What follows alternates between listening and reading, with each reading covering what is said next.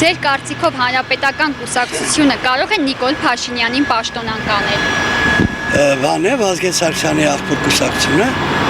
Սերժ Սարգսյան։ Հա, չի կարա։ Որովհետև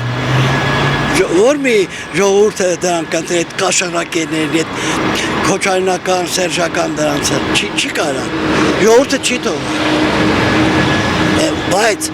չեմ ասում ես իդեալական է։ Եվ կգա ընտրությունների ժամանակ կտենանք, եթե ես եղավ, ես իմ ձայնս չեմ տա իրան։ Կգա մեծ մարդ, որ կանանք տանք։ Ես էլ չի, շատ թույլ է,